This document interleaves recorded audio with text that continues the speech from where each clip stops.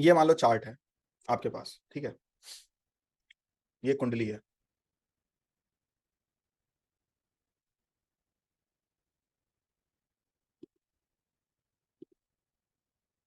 इस कुंडली में आपको संतान के लिए एक जेमस्टोन बताना, तो कौन सा सबसे बढ़िया रहेगा। देखो, जब किसी हाउस की बात होती है ना, तो चार चार पांच पांच ग्रह उस भाव से संबंध बनाए होते हैं। कभी तीन तीन चार चार ग्रह उसको देख रहे होते हैं। तो उनमें से किसी एक को जेमस्टोन, कोई एक ही दो पहनाया जाता है किसी को, बहुत सारे जेमस्टोन नहीं पहनाए जाते। तो इस कुंडली में अगर इनको जेमस्टोन पहनाना हो तो कौन सा जेमस्टोन पहनाना बेस्ट रहेगा, संतान के लिए या एजुकेशन के लिए, दोनों बात हैंड रेस करके बता सकते हैं, और उसका आपको अर्थ भी बताना है, क्यों बताया जा रहा है।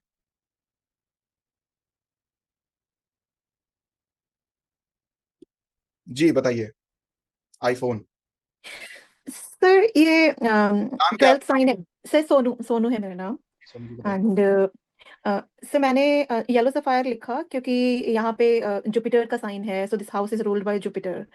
और जुपिटर वैसे भी संतान के ही कारका होते हैं, तो इसलिए और कोई साइन और कोई प्लैनेट तो इसमें है नहीं।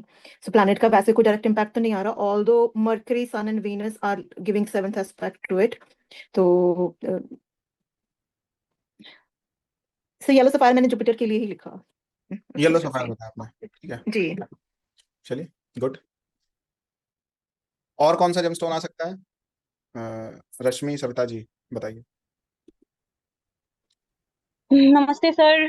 मुझे भी पोखरा लग रहा है क्योंकि जुपिटर अपने से 12th गया है, एक वो कारण है। और मुझे लगता है सर कि इनको प्लेस चेंज करनी चाहिए। मतलब लगन जो है जलीय राशि है, और वो 5th हाउस भी उनका जो है जल तत्व है, और केतु आ जा रहा है उनके साथ में कहीं ना कहीं। तो अगर इनकी प्लेस चेंज होती है, अगर जहाँ वो है ऑलरेडी और प्रेगनेंसी नहीं रुक रही है, तो ये एक रेमेडी काम कर सकती है मेरे हिसाब से, मुझे ऐसे फील होता है सर। और दूसरा हम अम, मानिक। माणिक क्या आपने बोला है? सर मैं हाँ सर, मानिक सन देख रहा है वहां पे, हम्म। लेकिन सन का जो नक्षत्र है, हस्ता है। ओके, वो चंद्रमा, चंद्रमा कहाँ गया फिर सेकेंड थर्ड। हाँ, तो चंद्रमा से थर्ड भी जुपिटर ही आ रहे हैं। तो और मेन रीजन इनको स्टडी और चाइल्ड से लेके ही इनकी लाइफ में, अगर जब इनकी शादी होती है, तो मानिक, ये दो पत्थर मुझे लगता है सर। बहुत बढ़िया। हाँ आचार्य जी बताइए। इसमें से जो है ना, दूसरे घर का और पांचवें का जो ओनर है ना जुपिटर है, लेकिन अपने से 12th में गया है यहाँ से। तो हम्म। या तो जैसे इस हाउस को एक्टिवेट करने के लिए, या तो जुपिटर का रत्न है, या सामने से सूर्य का रत्न है। हम्म। वो भी वो दृष्टि से इनको प्रभाव डालेगा, इतना मेरी समझ में आया। क्या कह रहे हैं? अगर 11th में जो प्लेनेट बैठे हुए हैं उनमें से सन जो है ना, अगर सन का अगर रत्न धारण करेंगे मानी, तो भी वो 5th हाउस को मतलब जो है एक्टिवेट करेगा। यस। देखो, पहनाने के लिए बहुत सारे जेमस्टोन आ जाएंगे, बट मैं बेस्ट की बात कर रहा हूँ, एक कोई रत्न पहनाना है संतान के लिए, ठीक है। चलिए विष्णु जी, आपने बहुत अच्छा ट्राई किया है। अभी हम आगे बढ़ते हैं। पवार जी बताइए जरा, आप भी। जय श्री राम सर। जय श्री, और वाई भी बताना है। अच्छा विष्णु जी बताइए, क्यों बोला ये वाई, क्लियर करिए जरा। वाई। यहाँ इसलिए क्योंकि ये जो है ना, ये केंद्र का मतलब ओनर हो रहा है ऐसे। और यहाँ ये यहाँ अगर हम जुपिटर की बात करें, तो जुपिटर का यहाँ प्रॉब्लम आ रहा है, केतु का कंजक्शन, केतु और दोनों जुपिटर का दोनों मिलन जो है 4th हाउस में। लेकिन यहाँ 10th हाउस का ओनर होते हुए भी ये 11th से दृष्टि डालेगा, ये अच्छा है हम्म। इसलिए। ठीक है, किया ट्राई। और बताइए, कौन बता रहा है? उमा पवार जी बताइए। सर सर ये एक तो 6 नंबर राशि है जो पृथ्वी तत्व की होती है, प्लस मरकरी और सन का बहुत क्लोज रिलेशन है, मतलब 14 डिग्री और 12 डिग्री एजुकेशन के लिए। और सन सूर्य जो है पुत्र का कारक भी होता है, पहला मेल चाइल्ड।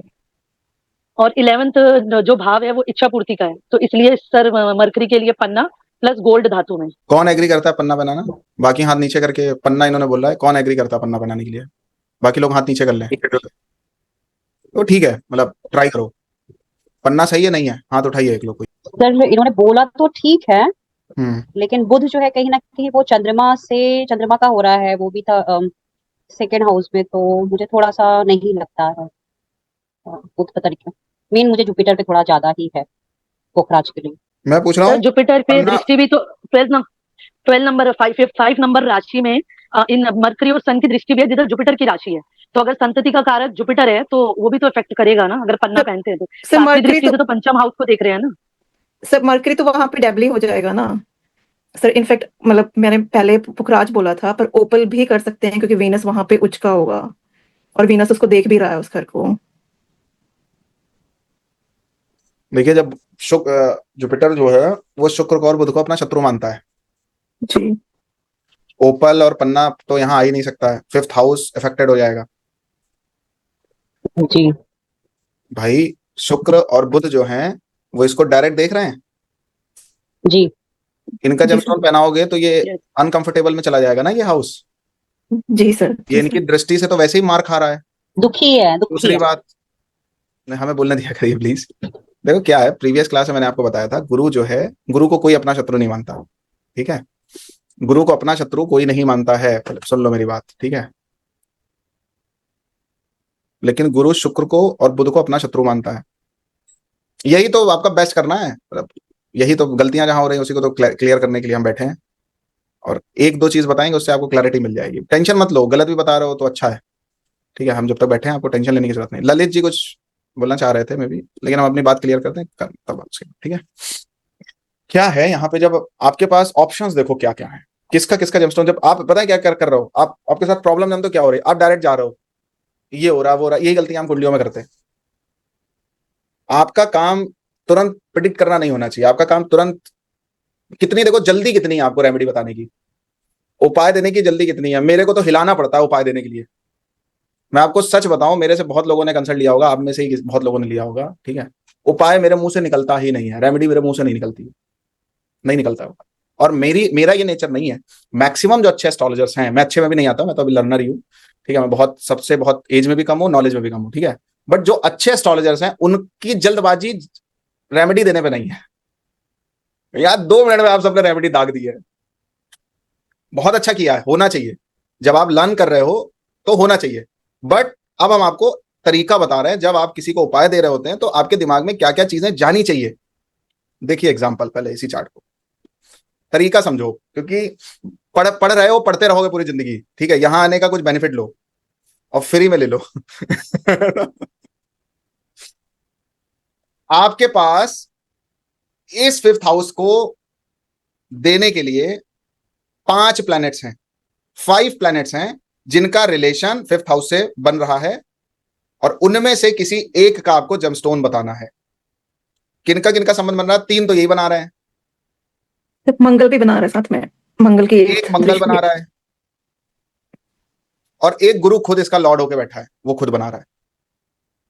एक संबंध यहां से मंगल बना रहा है जो कि 8th एस्पेक्ट डाल रहा है, यहां से ये 4 ग्रह जो हैं वो भी अपना संबंध बना रहे हैं, और साथ ही साथ यहां पे जो गुरु है वो भी अपना संबंध जो है 5th हाउस से बनाए हुए, बनाए नहीं बनाए, बनाए। जी सर बना। अब आपको एक एक प्लेनेट को देखना है, समझना है कि ये 5th हाउस के लिए ये प्लेनेट बेनिफिक है या मेलेफिक है, ठीक है। जब आपका ध्यान सबसे पहले वीनस और मरकरी पे गया तो डिस्कार्ड हो गया। क्यों हो गया? क्योंकि जुपिटर इनको शत्रु मानता है। वीनस और मरकरी के देखने से 5th हाउस में संतान होगी नहीं, क्योंकि ये हाउस प्रॉब्लम में चला जाएगा। बोला था मैंने प्रीवियस क्लास में, जो जिसको शत्रु मानता है उसको देखना, वो मतलब देख भी रहा है तो नफरत हो रही जुपिटर को यहाँ पे। दूसरी बात, जुपिटर तो अपने घर को देख नहीं रहा, तो वो सेव कर नहीं पा रहा है। अगेन वो अपने से 12th में भी चला गया है तो और वीक हो गया है। समझ आ रही है बात आप सबको? ठीक है, तो हम वीनस और जुपिटर का तो जेमस्टोन दे ही नहीं सकते हैं। क्यों नहीं दे सकते? रीजन अभी आपको मैंने बताया क्यों नहीं दे सकते। उसके बाद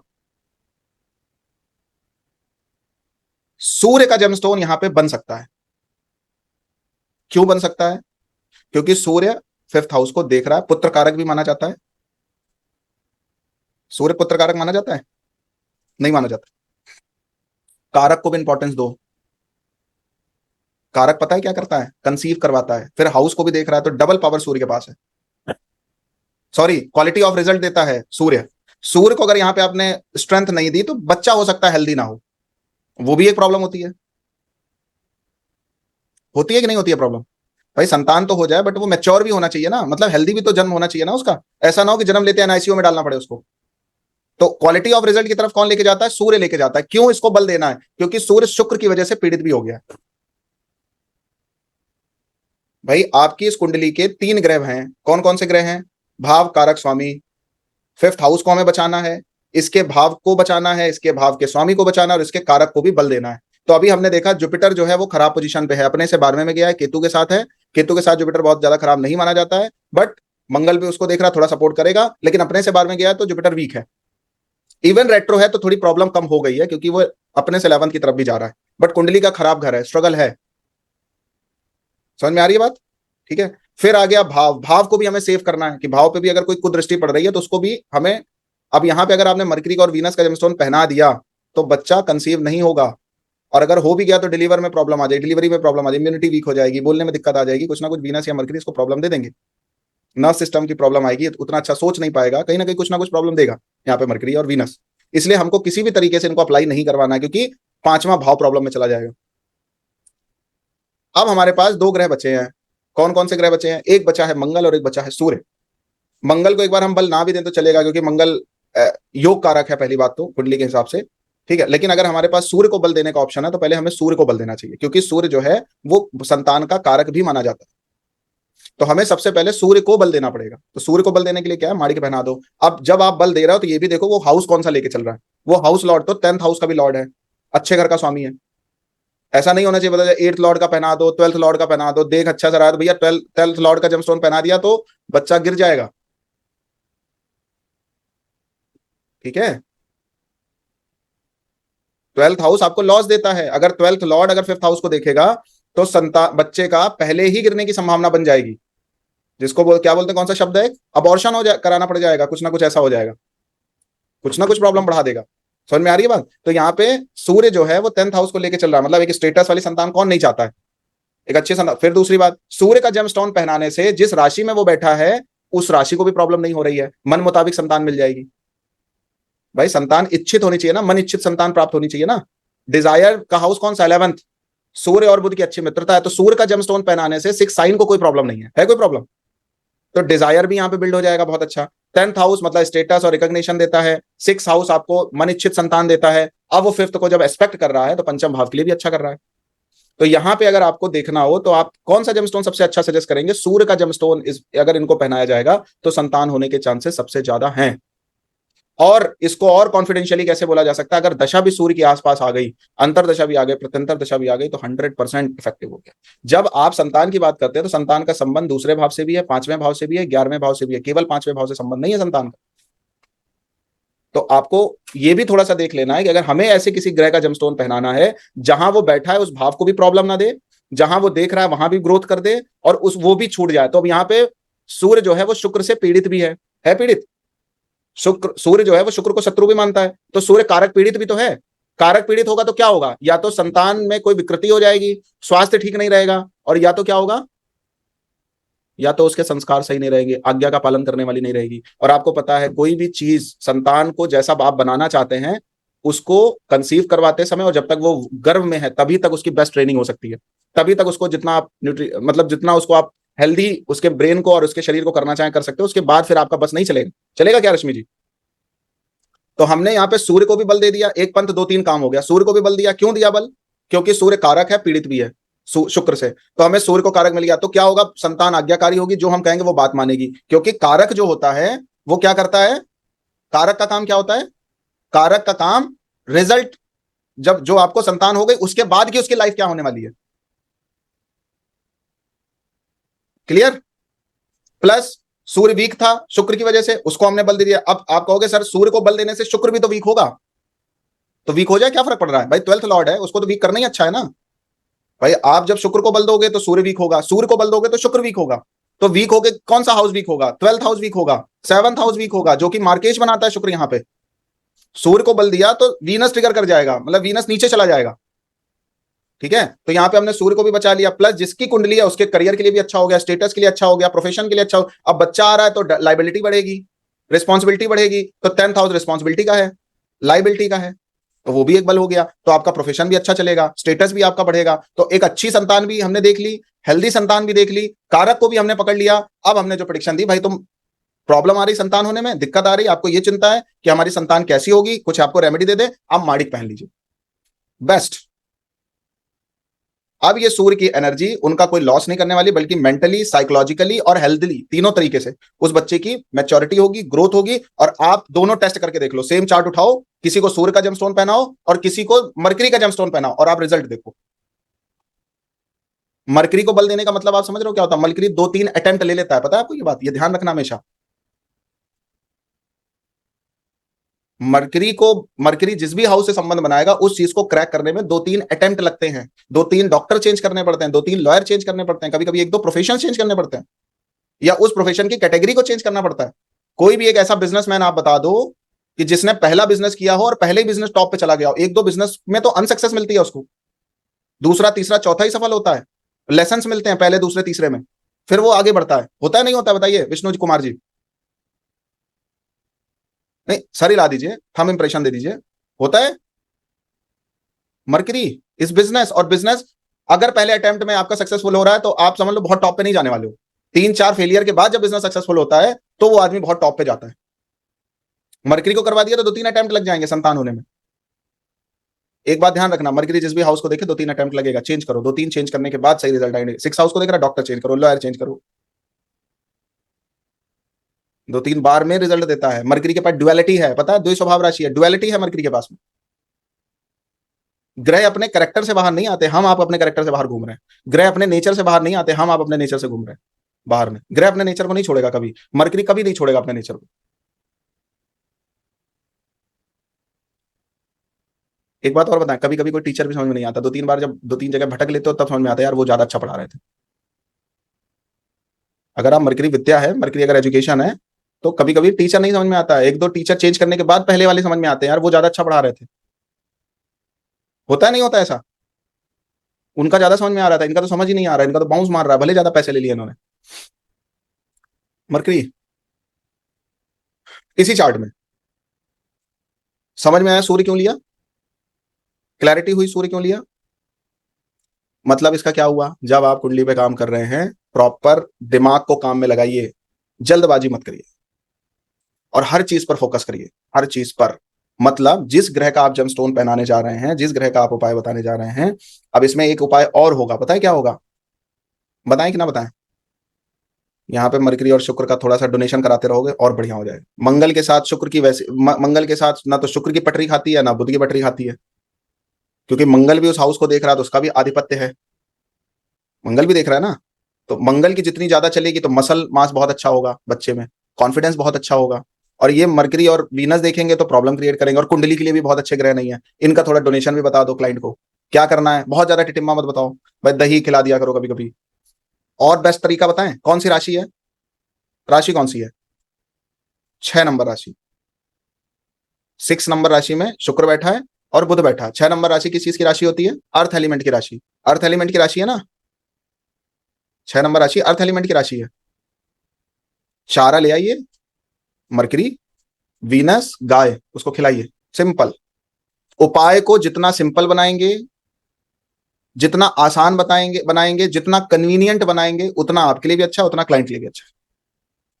कन्वीनियंट बनाना है, कन्वीनियंट, बहुत आसान। 50 चीजें मत बताइए, 50 चीजों को एक जगह कैसे ले आए उस पर फोकस करिए। वीनस गाय होती है, शुक्र क्या गाय है, मरकरी क्या है, हरा चारा, गाय को खिलाओ। कौन सी गाय को खिलाना है? काली खिलाना है, सफेद खिलाना है, सफेद गाय को खिलाओ। उसमें भी अगर बछिया हो, छोटी हो, मैच्योर वाली ना हो, उसको खिलाओ, क्योंकि मरकरी क्या है, छोटापन है मरकरी के अंदर, मैच्योर नहीं है।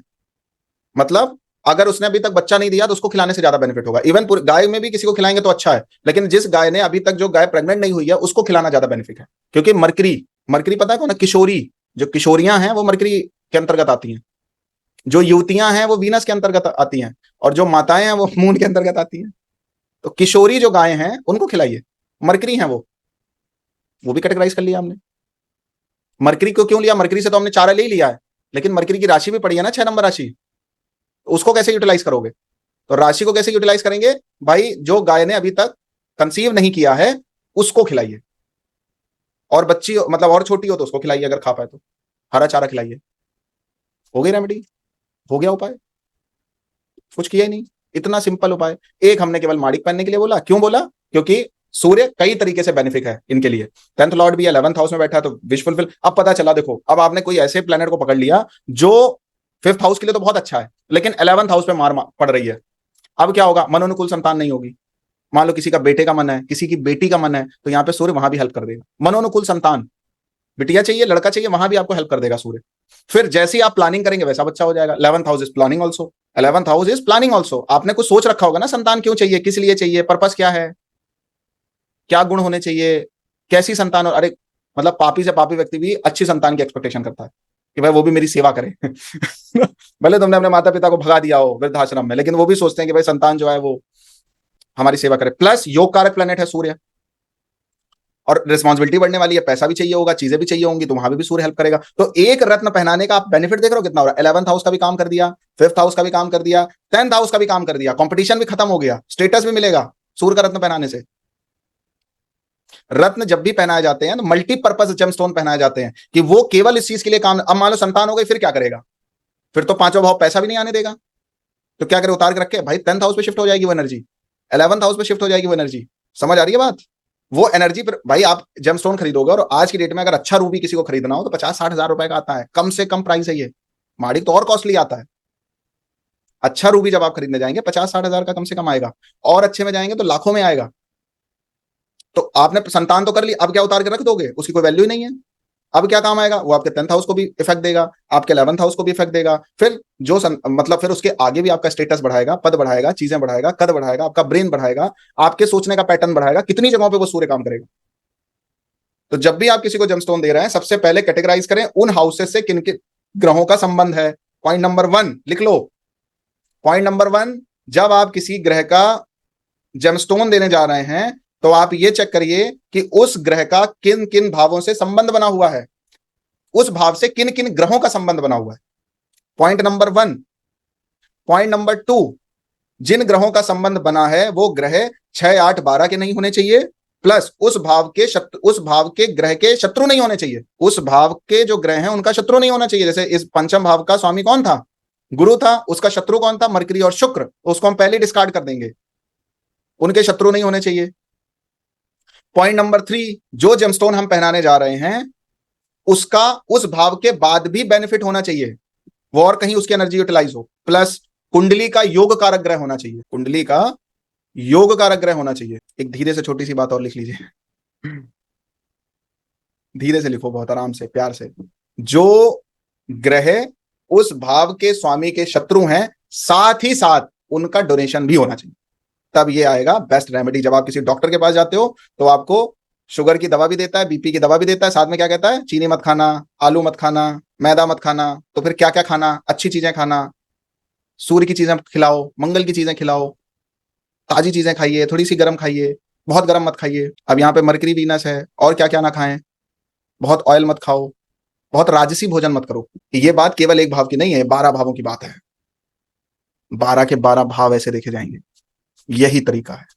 आपको एक बात और बताएं, भले कुंडली में डिविजनल चार्ट्स का कॉन्सेप्ट है, लेकिन उपाय D1 चार्ट से ही दिया जाता है। प्रेडिक्शंस के लिए हम डिविजनल चार्ट की हेल्प लेते हैं और लेना चाहिए, लेकिन जब आपको उपाय देने होंगे तो आपको D1 चार्ट की ही हेल्प लेनी होगी। जब आपको रेमेडीज देनी होंगी तो D1 चार्ट की हेल्प। आपको समझ आया आज हम उपाय कैसे देते हैं, रेमेडीज डिजाइन कैसे होती हैं? आंख बंद करके कुछ भी नहीं देना है, ये ध्यान रखना।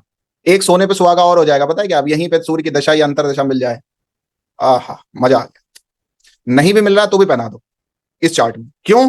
क्योंकि प्रत्यंतर दशा में मिलेगा, प्राण दशा में मिलेगा, सूक्ष्म दशा में मिलेगा, कहीं तो काम करेगा। जो अच्छे ग्रह हैं, जो कई भावों को लेकर चल रहे हैं, उनको हमेशा पावरफुल करके रखिए। अगर इस पूरी कुंडली के लिए कोई जेमस्टोन बताना हो तो कौन सा होगा? नेक्स्ट पे आते हैं। चलिए, मैं बता सकता था बट मैंने आप पे छोड़ रखा, थोड़ा आपका दिमाग ऐसे ही काम करेगा। इस कुंडली में अगर किसी व्यक्ति को सबसे बेस्ट जेमस्टोन बताना हो तो वो कौन सा हो, जो कि हर एस्पेक्ट से बढ़िया करे? ललित जी, आप कुछ पूछ रहे थे क्या? हैंड रेस किया आपने, पूछिए क्या कहना है। मैं सिर्फ ये समझने की कोशिश करता सर, मेरे को बात समझ में आ गई कि हमें सूर्य का जेमस्टोन क्यों पहनाना चाहिए, वो बात मेरे को समझ में आ गई। लेकिन मैं सिर्फ सर एक तरफ से और सोच रहा था कि गुरु का जेमस्टोन क्योंकि गुरु सर रेट्रो है, तो ये ज्यादा भावों को और ज्यादा राशियों को देख रहा है सर। अब वो जो 10वें को भी देख रहा है सर, 11वें को भी देख रहा है, तो अगर हम गुरु को स्ट्रेंथ देते हैं, अच्छा दूसरे और 5वें का स्वामी है सर गुरु, ठीक है सर, तो मेरे को ऐसा लग रहा था सर कि भाई अगर इन दोनों को कंपैरेटिव करें तो सर इज इट ओके कि मतलब गुरु को भी स्ट्रेंथ दी जाए, तो वो उस पॉइंट ऑफ व्यू से सोच रहा था सर मैं। तो वही सोच रहा था कि भाई ये कैसे हम डिसाइड करेंगे कि गुरु बेटर है या फिर सूर्य बेटर। देखिए, सबसे बड़ी चीज, जब ऐसी सिचुएशन बने तो ऐसा हम नहीं कह सकते कि गुरु सपोर्ट ही नहीं कर रहा है। गुरु का भी जेमस्टोन पहनाया जा सकता है ललित जी, ठीक है, गुरु जी का भी सर। जेमस्टोन पहनाया जा सकता है, नो डाउट, बहुत अच्छे रिजल्ट्स आएंगे, बट हमें हमेशा बेस्ट की तरफ भागना है। दो में भी कौन सा जी सर। ज्यादा बेटर है? भाई आप देखेंगे तो जुपिटर थोड़ा सा वीक भी हुआ है पीछे जाके, ठीक है। जी दूसरी बात क्या है, जब अभी हमारे पास सूर्य का एक ऑप्शन है, जैसे क्या होता है, कोई जो भाव का स्वामी होता है ना, केवल उसी का आधिपत्य वहां पे नहीं होता है, ठीक है, जी ठीक है, उसका उस भाव को जो जो देख रहे होते हैं उनका भी उस पर अधिकार होता है, ठीक है। गुरु का जेमस्टोन जी भी पहनाया जा सकता है, ये किसी भी तरीके से बात काटी नहीं जा सकती। गुरु का जेमस्टोन पहनाना किसी भी तरीके की प्रॉब्लमेटिक सिचुएशन में नहीं लेके जाएगा, ठीक है। जी सर। अगर किसी को एक एडिशनली कोई जेमस्टोन पहनना हो तो गुरु का भी पहन सकता है, कोई डाउट, कोई प्रॉब्लम नहीं, लेकिन एक अंडरस्टूड। बात का और ध्यान रखिए, ठीक है, जी कि एक बात का और ध्यान रखने वाली बात क्या है कि हमें हमेशा प्रायोरिटी पे फोकस करना हो, ठीक है। गुरु का जी जेमस्टोन काम करेगा, अंडरस्टूड। बस ठीक। सर यही पूछना था मेरे को, बस ये भी था कि भाई लग्नेश का भी फ्रेंड होना चाहिए, तो अब दोनों ही लग्नेश के फ्रेंड हैं, सूर्य भी तो है, दोनों के लिए यस, एप्लीकेबल। यस, हाँ हाँ। सूर्य भी है और गुरु भी है। तो ऐसा हम नहीं कह सकते कि अंडरस्टूड। गुरु का जेमस्टोन यहाँ पे बन ही नहीं रहा है, बल्कि अच्छा है, गुरु का जेमस्टोन वो दूसरे भाव का भी स्वामी है, ठीक है, और हम्म। 5वें भाव का भी स्वामी है, तो गुरु का तो जेमस्टोन बन ही रहा है। बट हमने जो बन रहा है सर जेमस्टोन बिल्कुल। आपको, मतलब सूर्य का जो जेमस्टोन बनाया बताया, वो उसकी थोड़ी विशेषता ज्यादा है। Understood, thank you sir. Reason बताएं क्या, थोड़ा तो डिटेल में चली जाएगी बात।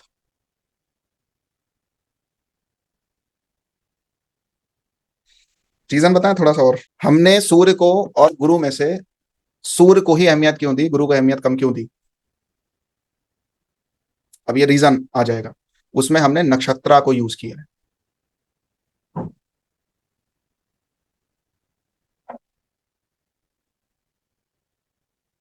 सूर्य का नक्षत्र देखिए कौन है, चंद्रमा, किस भाव में बैठा है? दूसरे भाव में। किस हाउस का लॉर्ड है?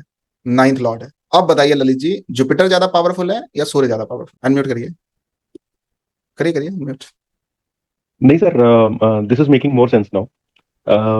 जब नक्षत्र पे चले जाते हैं तो सर वो तो सूक्ष्म पे चले गए सर हम। बिल्कुल सही कह रहे हैं सर आप। गुरु जो है अब ना, मून गुरु जो है ना, वो गुरु के ही नक्षत्र में, अपने ही नक्षत्र में, इवन वो पावरफुल जी है, ठीक है, बट सूर्य से जी ज्यादा पावरफुल नहीं है वो, क्योंकि संतान भाग्य से मिलती हैं, संतानों का संबंध जी। भाग्य से भी है, ये ब्लेसिंग मिलेगी यहाँ पे संतान को, ईश अनुकंपा मिलेगी। 9th का भी हमने संबंध यहाँ पे रख लिया, फिर 9th लॉर्ड भी कोई खराब पोजीशन में नहीं बैठा है, 9th लॉर्ड जाके सेकंड में बैठा है, मतलब भाग्य तो आपको बेस्ट देने के लिए बैठा है, हाँ एक, तो वो तो वैसे भी अवेलेबल है, ठीक बात है सर।